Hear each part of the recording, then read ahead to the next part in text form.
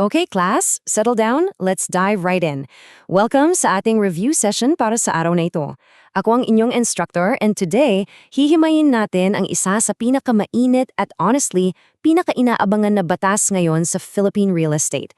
Kung isa kang property owner, nagbebenta ng bahay, real estate broker, investor, or lalo na kung nagre-review ka para sa board exam mo, you need to listen closely. Ang pag-uusapan natin sa explainer na ito ay ang RPVRA o ang Republic Act No. 12,001. Walang paligoy-ligoy, let's get straight to the facts para pagkatapos nito, master nyo na ang batas na ito. Ito ang magiging silabos natin ngayon. Dadaanan natin ng mabilis ang naging problema sa lumang sistema. Aalamin natin kung ano ba talaga itong RPVARR kasama na ang mga bagong standards. Tapos tatalakayin natin yung pinakagusto ninyong malaman, paano maaapektuhan ang taxes at transactions ninyo, at syempre ang mga amnestia na pwedeng makapag-save sa inyo ng malaking pera. Ready? Let's start! Section 1, The Old System Problem. Bago tayo pumunta sa solusyon, kailangan muna nating intindihin kung bakit ba natin kailangan ng bagong batas. Ano ba yung sakit ng ulo na gusto nating gamutin dito? Naranasan nyo na ba ito? Kasi ako, oo, at nakakabaliw siya. Sa isang property, let's say, isang piraso ng luta o isang bahay, bakit iba-iba ang presyo depende kung sinang tatanungin mo. Kapag sa BIR ka nagpunta, may tinatawag silang zonal value. Kapag pumunta ka naman sa local assessor ng LGU mo para magbayad ng amilyar, iba rin yung fair market value nila. Kapag umutang ka sa bangko, iba yung appraisal value nila. At kapag nagbenta ka na talaga, iba rin yung declared selling price na nakalagay sa deed of sale. Nakakalito, di ba? Bakit ang daming sagot sa isang tanong? Ang rason dyan ay dahil fragmented o hiwa-hiwalay ang basis ng value natin dati. Kanya-kanya sila. At dahil magulo, nagkakaroon ng massive confusion at delays. Isipin nyo na lang, ang daming nagiging problema nito sa computation ng right-of-way compensation para sa mga government projects o kaya sa pagsettle ng estate taxes ng mga pamilyang namatayan, pati na sa pagbayad ng capital gains tax. Bukod pa dyan, kapag sobrang luma ng valuation ng LGU, ang baba ng nakokolekta nilang real property tax, nawawalan tuloy ng pondo para sa public services natin. Kaya ang sagot sa kalituhan na ito is to finally move to a unified system. Isang direksyon na lang. Section 2. What is RPBRA? Dito na papasok ang pinaka-topic natin. Ano ba talaga ang batas na ito at ano ang mga core concepts na kailangan ninyong itanim sa isip nyo? Take note of this definition, guys. RPVARA stands for the Real Property Valuation and Assessment Reform Act or Republic Act No. 12001 na approve ito noong June 13, 2024. Listen up. Ang primary purpose nito ay hindi para basta-basta taasan ang buwis ninyo. Let me repeat that, hindi ito arbitrary tax grab. Ang tunay na layunin ng batas na ito ay magkaroon tayo ng just, equitable, impartial, and nationally consistent na valuation system sa buong Pilipinas. Gusto ng gobyerno na i-standardize ang valuation natin para sumabay na tayo sa international standards. So, ang pinaka-crucial na point dito is this concept. Market value. Ito na ngayon ang magiging single real property valuation base natin sa buong bansa. Ibig sabihin, wala nang hula-hula, wala nang arbitrary declared prices, at bye-bye na sa outdated zonal values. Kapag sinabi nating market value, ito yung makatotohanang presyo kung saan magkakasundo ang isang willing buyer at willing seller, yung walang pilitan, parehong informed, at based sa actual market conditions, yung tinatawag nating arm's length transaction. Ito na ang gagamiting standard measure para sa lahat. At saan naman natin makikita itong official market value na ito? Dito na papasok ang SMV or Schedule of Market Values. Ang SMV ang magiging holy grail ninyo.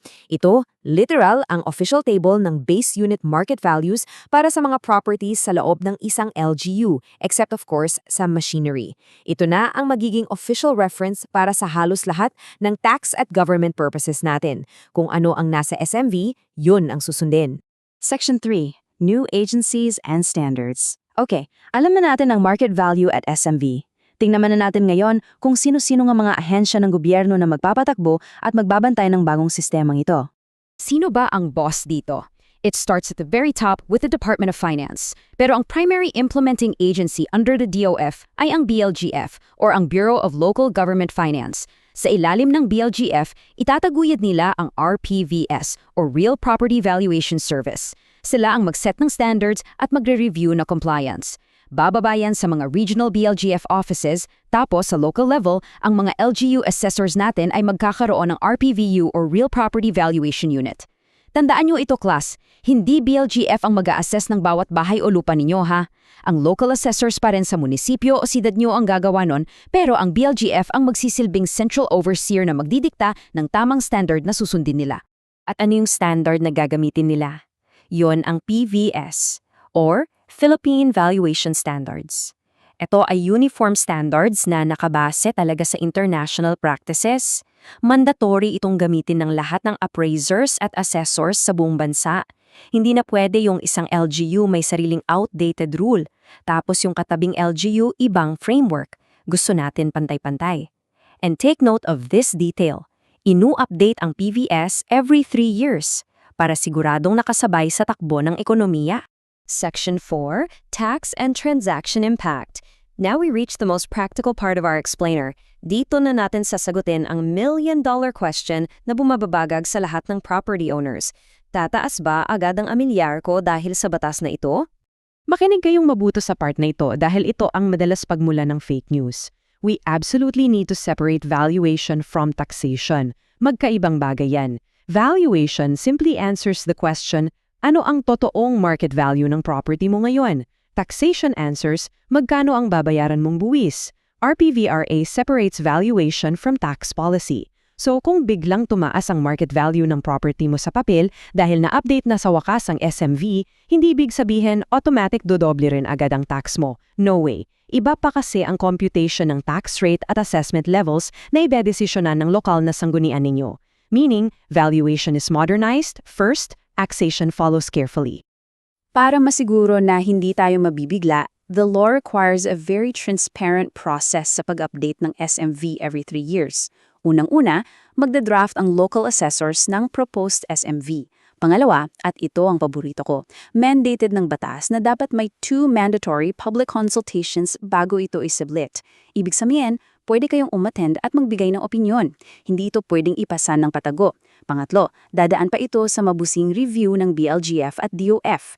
At pang-apat, bago ito maging efektibo, kailangan muna itong i-publish ng maayos sa official gazette, websites at mga public places. Clear, transparent, at the end of the day, protektado ang boses nyo. So, ano naman ang real-life impact nito kapag nag-transact na kayo? Well, kung ikaw ay seller ng condo or nagsisettle ng estate tax, the BIR will now use the higher value between the approved SMV or ang gross selling price mo para sa computation ng capital gains tax at dock stamp tax. Wala na tayong zonal value na pagbabasehan. Kung buyer ka naman, apektado nito ang babayaran mong local transfer tax. Kung property owner ka na nagbabayad ng amilyar, ito ang magiging bagong basehan ng real property tax mo moving forward. At para naman sa mga LGUs natin, magkakaroon sila ng mas maayos at mas tamang tax collection na gagamitin sana para maayos ang mga falsada, paaralan at ospital natin. Para maging accurate ang SMV, kailangan ng totoong data, right? Kaya under RVPRA, mandatory na mag-submit ng transaction data quarterly sa BLGF ang mga ahensya tulad ng Register of Deeds, BIR, Notaries Public hanggang sa mga building permit officials at geodetic engineers. Gagamitin ang lahat ng datos na ito para bumuo ng isang digital at transparent na real property information system. Wala nang maitatagong informasyon, the market will naturally dictate the true value based on actual data. Section 5, Tax Amnesty and Protections. Okay, take a deep breath. Let's move to the sweeteners of this law. Kung kinakabahan pa rin kayo sa posibleng pagtaas ng buwis nyo sa future, the law has specific built-in safeguards para protektahan kayo from any sudden financial shock.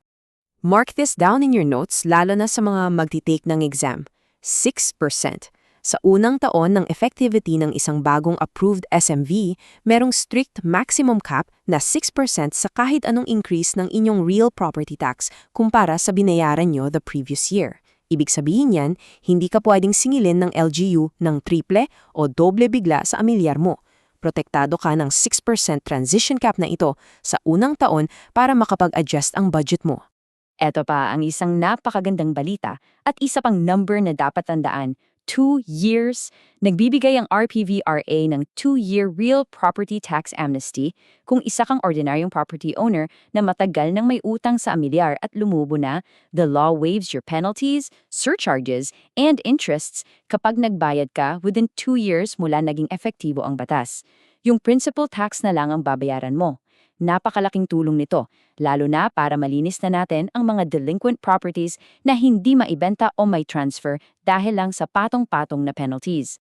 Section 6. And just like that, malapit na tayong matapos. Let's wrap this up with a rapid-fire review session para selyado na ang mga nalaman natin sa ating isipan. Kung may i-retain kayo sa explainer na ito na yon. I-review natin ng mabilis. Ano ang number ng batas natin? RPVARC or RPVARC.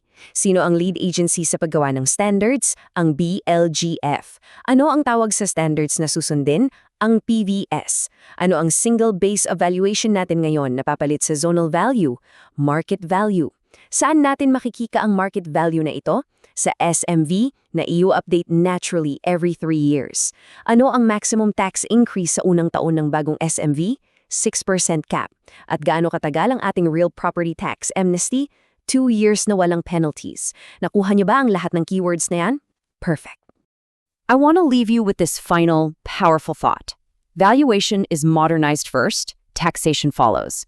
Ang batas na ito ay nagdadala ng matagal nang hinihintay na transparency and modernization sa magulong sistema ng Philippine real estate. Sa pag-aayos natin ng valuation, we are finally creating a fair market for absolutely everyone, buyers, sellers, and taxpayers alike. Ang tanong na yon, ngayong lalabas na ang totoong halaga ng property mo sa merkado, handa ka na ba sa mga bagong oportunidad at obligasyon na dala nito? Isipin nyo yan. Maraming salamat sa pakikinig sa ating review session and I'll see you next time.